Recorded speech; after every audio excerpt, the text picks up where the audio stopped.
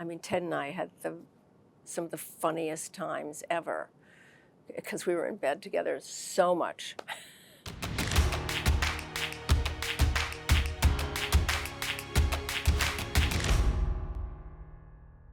The character started out being the villain. She came on the show to stir things up, to create problems so that, you know, other people would have to deal with it. And I loved the character from the very beginning because I could work with the writers and the producers on molding her. I mean, they were fabulous writers. So I got the chance to give my input also. And it was really, really fun. I mean, there were times when something would come along and they'd say, well, I think we're going to do this with Abby. And I go, I don't know about that, let's think about that. And they were generous enough to welcome, not just me, but all the characters on the show, what we had to say, because I think they felt after we'd played a character for a while, we really knew them. And I think it's one of the reasons the show was so successful. The characters stayed true. They didn't kind of go off on some kind of tangent, and then people lose interest in them because they don't feel they're true anymore. I always did, yeah. I felt as though the audience expected something of Abby. They loved the fact that they didn't know what she was going to do, and then she was feisty and naughty and all the, but they also, because she wasn't a cardboard cutout, because she was a full rounded character, she had another side, and the writers let you see that other side, her being a mother and caring enormously about her children, but also the fact that she could be hurt, that she could have emotions, but she wouldn't show anybody else that.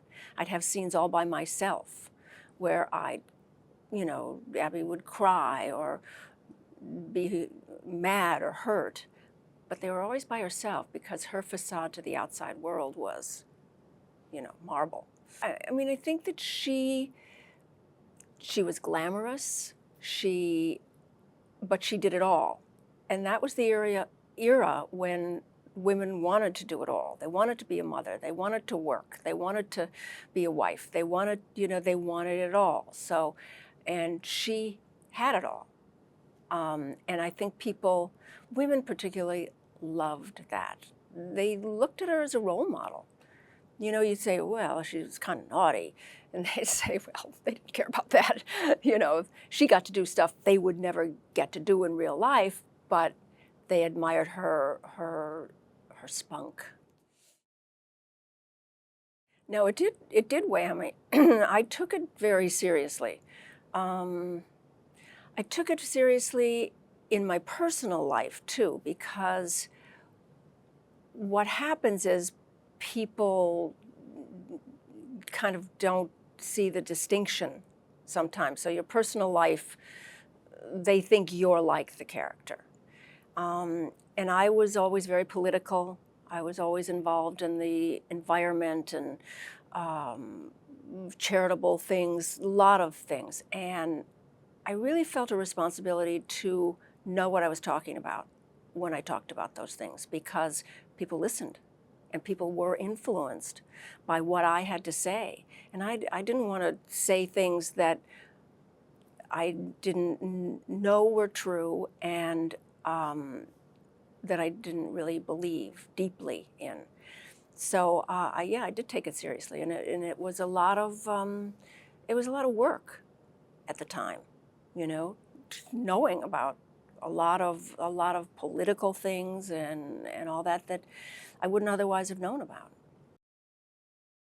Well, the funny thing is, Joan always used to say, we weren't good friends or anything, but we were friendly and we run into each other at events and things, and she'd always say, wish my writers could write for me like they write for you.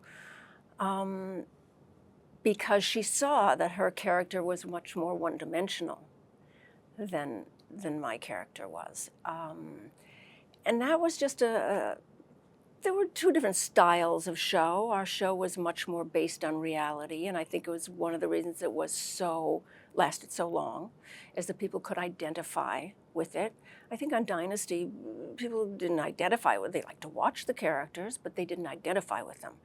In our show, I think they identified with them because a lot of the things they dealt with were family problems, marital problems, children problems, things like that, along with the kind of high-end, business dealings that we had.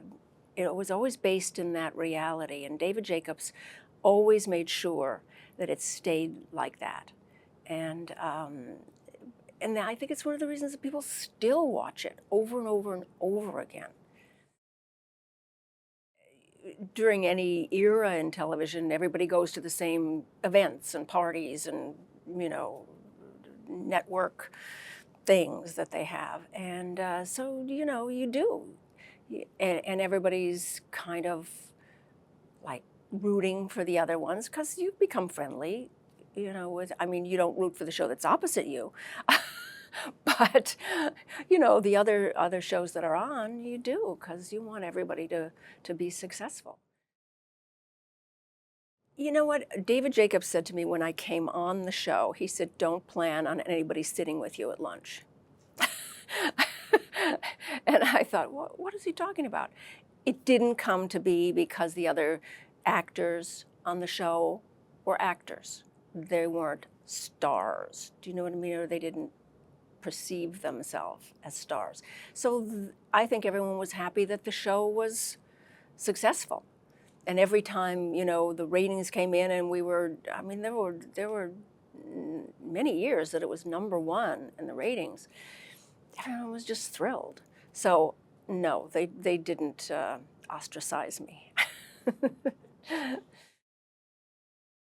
It's the kind of thing where you just begin to live it and you know it. It's a wonderful thing for an actor to be able to do, to be able to play a character for a really long time, so you get every nuance, everything about it, and it becomes second nature. The hard part was, as I said, sometimes the writers would maybe veer off a little bit. And then there was only one time really when they wanted to veer off and I sort of put my foot down. And it was when they wanted my character, Abby, to steal Val's babies. She had twins. And so they decided it would be a good idea if Abby stole them. And I went to them, I said, only if you don't want Abby on the show anymore, because that the public will not forgive her for. They'll forgive her for stealing someone's husband, they'll forgive her for cheating in business, they'll forgive her for messing around, whatever, but they will not forgive her for that. So if you want me to stay on the show, don't do that. And they didn't. When I'd see, kind of where things were going, I'd make suggestions and that. But they were, as I said, the writers were really good. And they really had great ideas for the character. Actually, when I left the show was kind of when I felt like they didn't know where to go with her. It kind of was, maybe we're going to start doing a lot of the same stuff that we've already done, and I didn't want to do that. I really felt a real protective feeling about Abby. I wanted her to remain as vibrant and as strong in people's minds as she always was. So I didn't want that kind of thing that happens in shows when they reach a certain point and then it starts to kind of go that way. And I felt like it could go that way with her. Well, I think Abby gave me a confidence that I didn't have. She gave me an ambition. Not that I wasn't ever always ambitious, but she just gave me because she was so laser-like in what she did and how she did it. I think it transferred to me a lot, and I became a businesswoman. I became a producer. I became a lot of things that she was, and I think just playing her helped me to do that a lot. I think the formula that worked was that the show always remained at its base real. That the characters who lived in that cul-de-sac were real characters. They had real relationships, and they dealt with things that people cared about. They had to deal with their children. They had to deal with their spouse. They had to deal with business things that came up. And it always remained, that was David Jacobs and Michael Filerman both. But David Jacobs particularly, he wanted always to keep that show relatable so that the audience could relate to the characters. My character was the one character who was the least relatable, probably, but he always kept that bit of reality in her with her love for her children. And that's one of the things that I think made people love Abby, is that she had that side. If she'd just been a villain, if she'd just been naughty, and, you know, it wouldn't have been nearly as interesting. For the most part, Dallas and Dynasty dealt with much wealthier people, so that the average person out there watching television couldn't relate as much to them. I mean, they lived in Dallas in this big, huge mansion, and, you know, Knots Landing was a cul-de-sac in a suburb, kind of. You know, it was the kind of house that people who were watching lived in.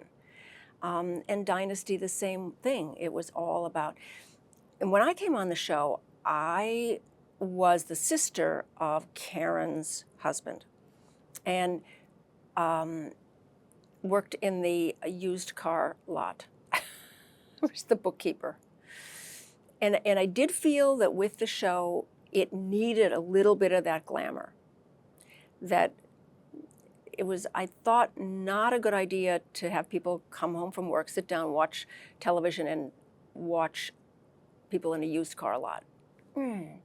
So I thought it needed a little bit more glamour. So I pushed for my character to become successful in business and, you know, get more glamorous on that end. So then the show had both. It had the glamour, but it had the reality. Everybody else lived in the cul-de-sac, you know, still. So that it had the broad range, had the base of the reality, and it had the glitz of the glamour.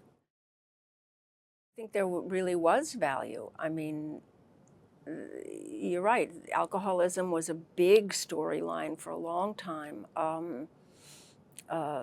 There were lots of things. The one big one for my character was my daughter's drug problem and how Abby dealt with that. You know, those are real issues, real problems that people out there have, and they were, you know, really interested to see how we would deal with them.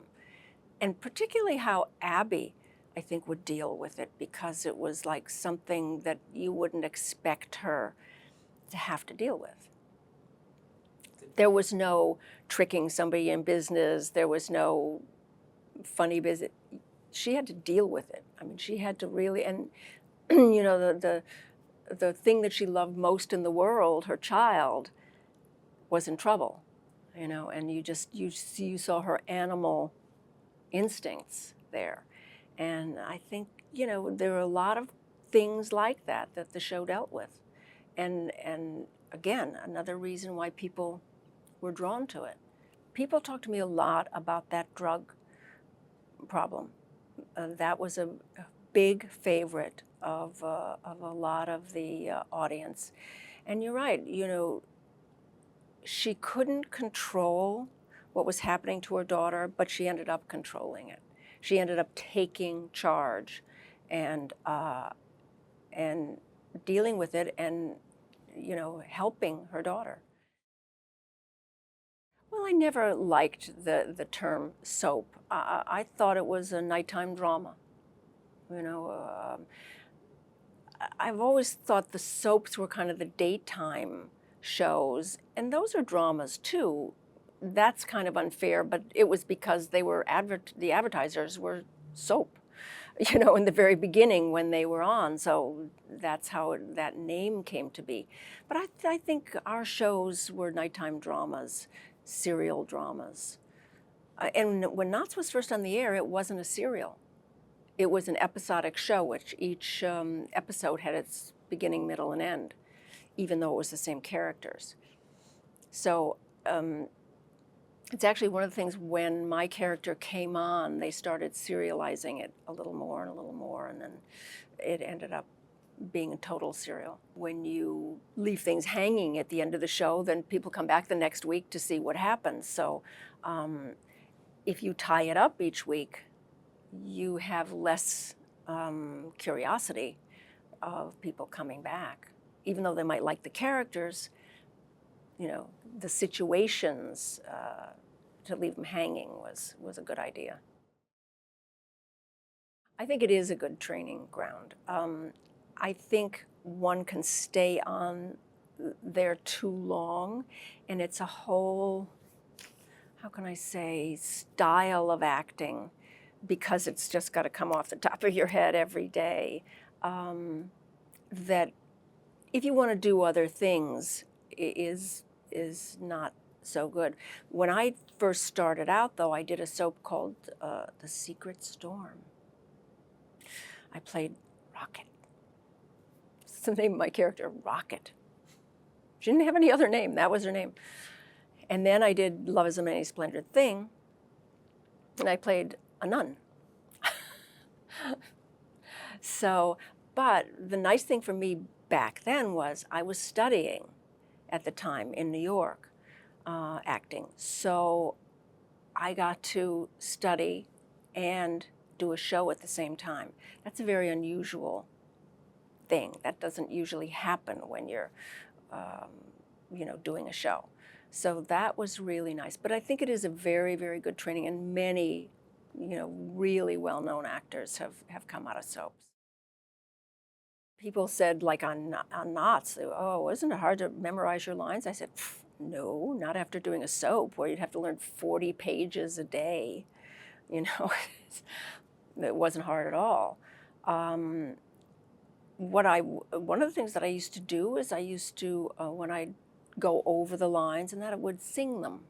But it becomes very easy after a while. It's like anything, you get in the habit of it, and then you learn easily. You kind of almost learn just by looking at it once. And I do not have a photographic memory or anything like that, but it just becomes so, you do it so much, it automatically happens. I did a lot of movies for television before Knots, and episodic too. But I usually always played the victim. I mean, you know, the blonde-haired, blue-eyed, that's what I was offered. You know, that's all there was to do in those days. And I really got tired of it.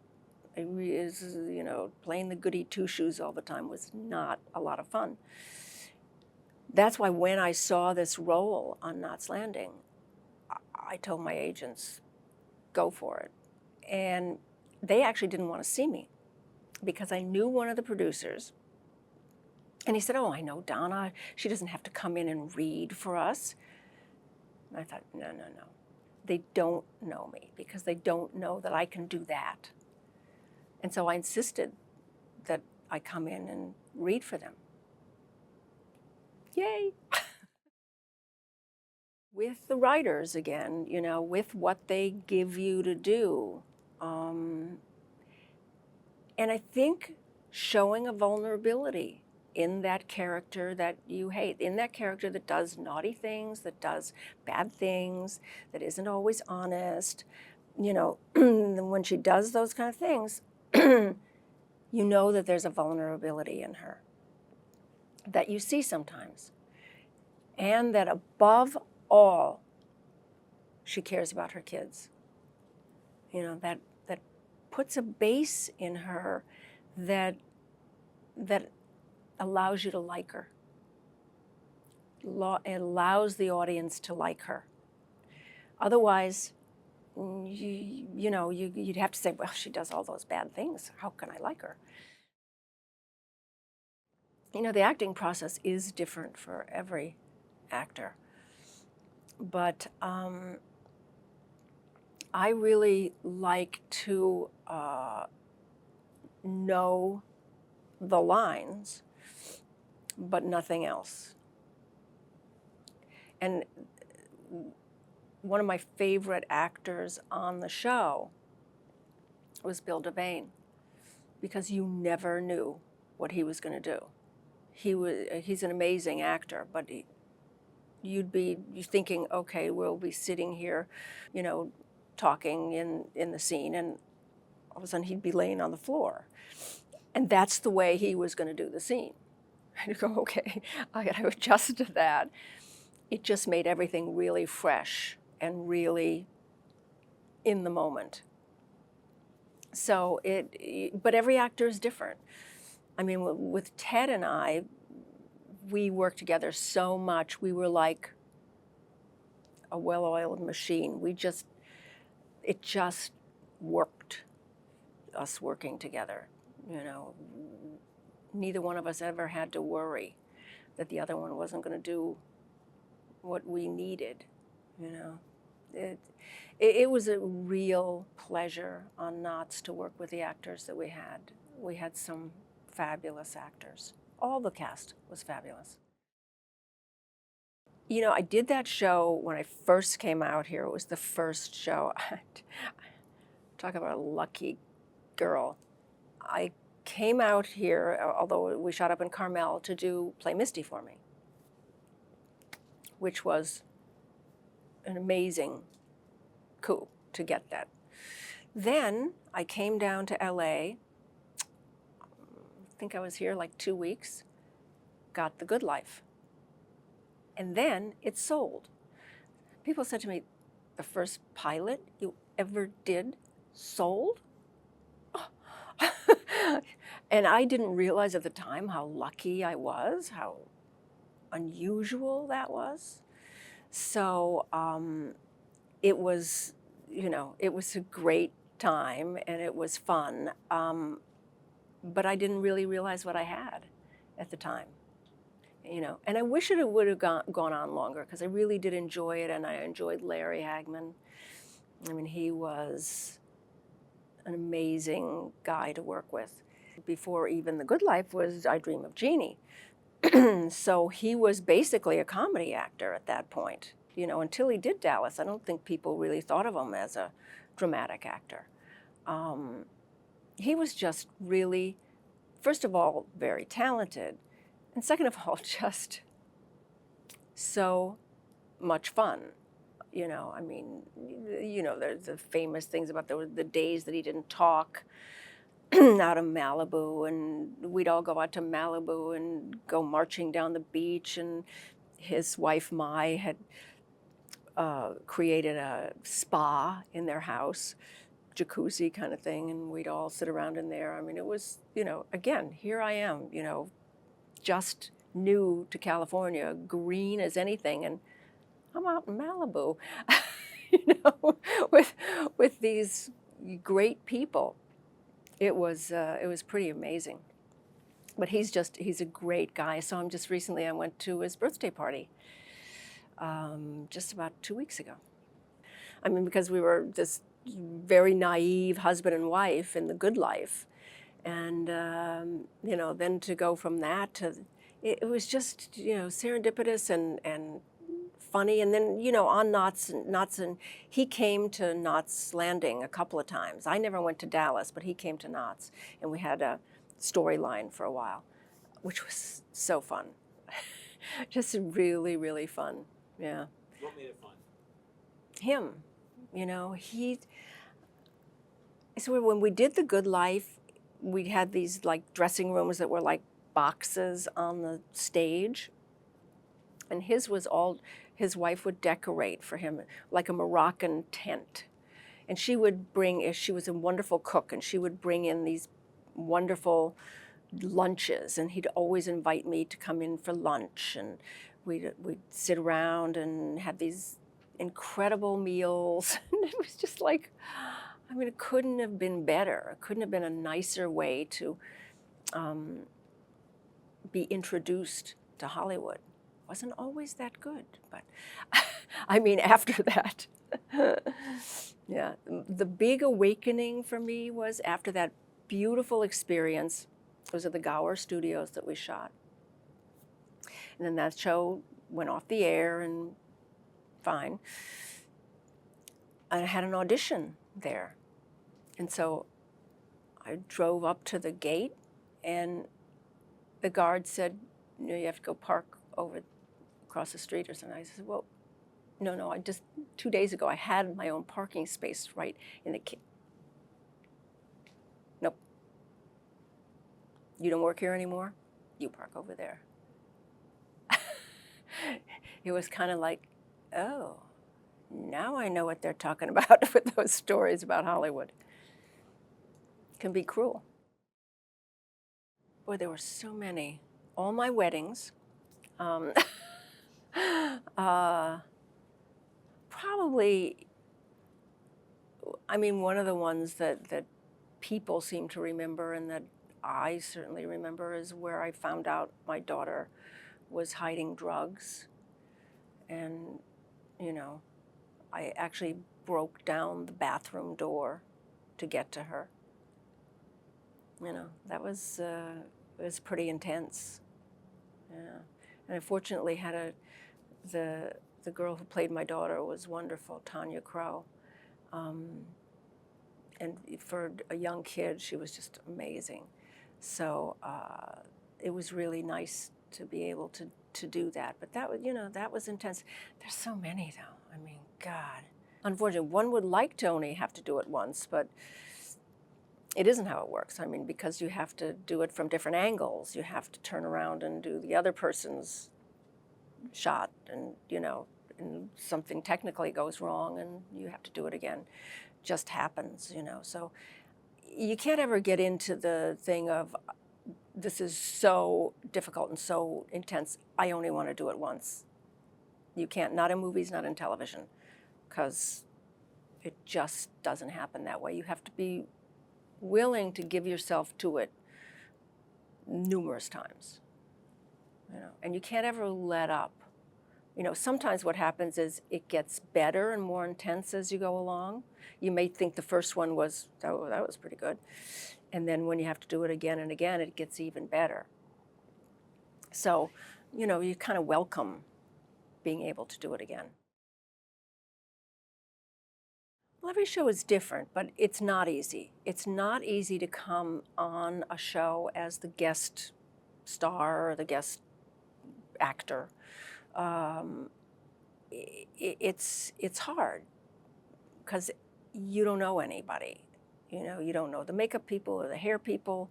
You don't know the director usually, the other actors, the crew that is, you have to be so intimate with, you know, the camera people in that. They're the first people I always made friends with, and the lighting people.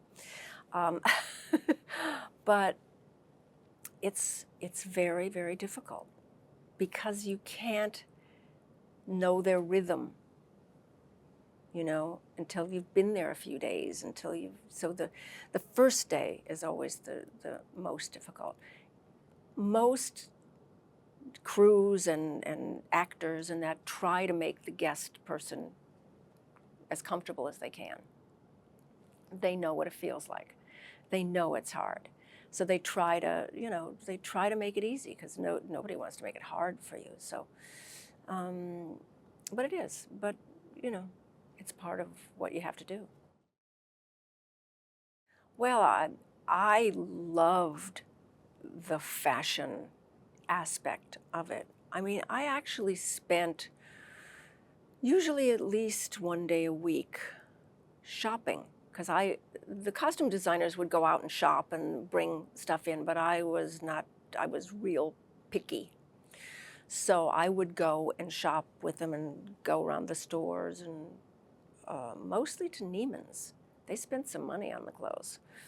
And it was really important to me. For me, as an actor, the way I'm dressed and the way I'm feeling in what I'm dressed in has a great deal to do with what I do as the character. So it's one of the reasons I was so particular about the wardrobe, that every outfit was right for the scene that I was doing. And we, you know, we had some great clothes. And the other women started to get, on the show, started to get more fashion conscious too.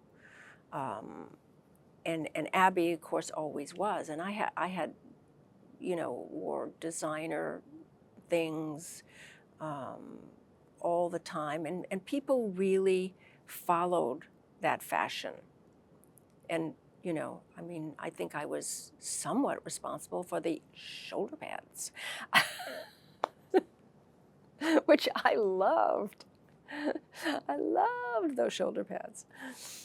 So you want to go on record as being the starter of the shoulder pads? Yeah, well, yeah, probably me and Joan Collins, both of us, yeah. And it sets a trend. I mean, you know, the clothes that we wore on those shows in those days was the fashion that happened in the country. They came a lot from the shows. And it was really fun. I mean, I love fashion and I love clothes, so it was really nice to be able to do that, you know, and to wear those clothes, and to go into Neiman Marcus and pick out 8 outfits with somebody else's money. Whoa! I loved it. And at the time, I got a lot of fashion awards from different, I don't even remember, you know, things in New York, fashion people, designers and stuff.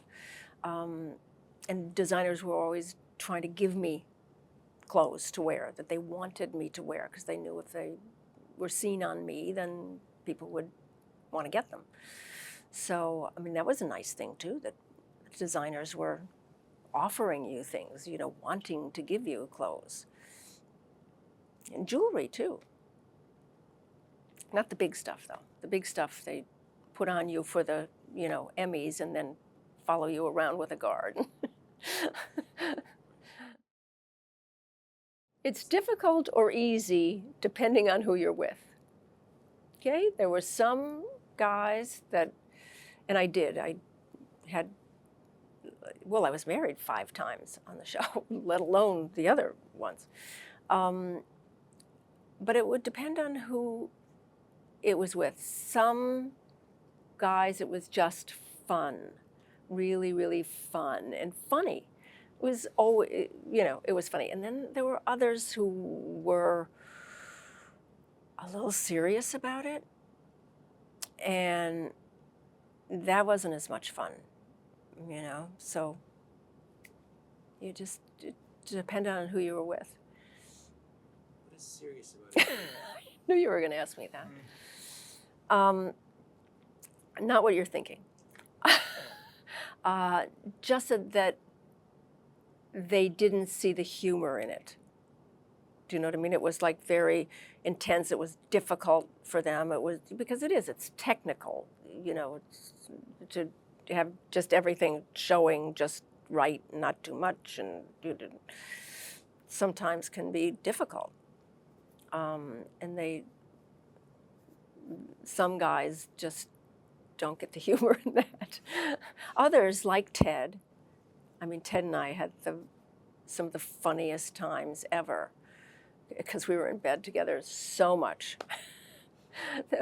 We had a great time, and we were always laughing. Well, it's one of the things when you're on a show that you're on all the time, your crew is so much a part of the scene. You know what I mean? It's almost like the crew is the fourth wall. And if somebody else comes into that out there, other than the crew, the cameraman, the focus puller, the director, the gaffers, you know, the people who you know, if somebody else comes in, it jars you because they, I don't know how to say that, they hold you. As an actor, they hold you and make it okay for whatever you're doing. When actors thank their crew, thank the crew when they get an award for something, that's really very deeply felt thank you, because they know that the crew is holding them safe so that they can act. It's very important. Well, acting is a scary business. You know, you kind of open yourself up, you know, and you need to really feel safe in the place that you do it. You need to feel safe that the director is going to put you in the right direction, is going to, you know, not let you do something that's going to make you look foolish, that the crew is all with you. Nobody's sniggering over in the corner. That safety, that feeling of safety allows you as an actor to open up, to be the character, to emit the emotions that are needed, whatever the scene calls for.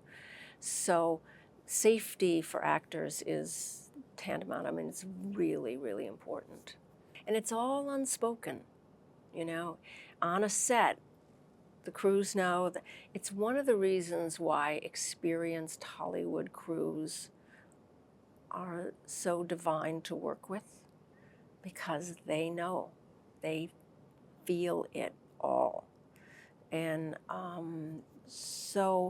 and then you can go somewhere and do something with an inexperienced crew or something like that, and you don't feel nearly as safe. You don't feel nearly as comfortable. It's very, very interesting. But everybody on a set, on a real good professional set, knows the same things, and nobody has to say anything. They just know it.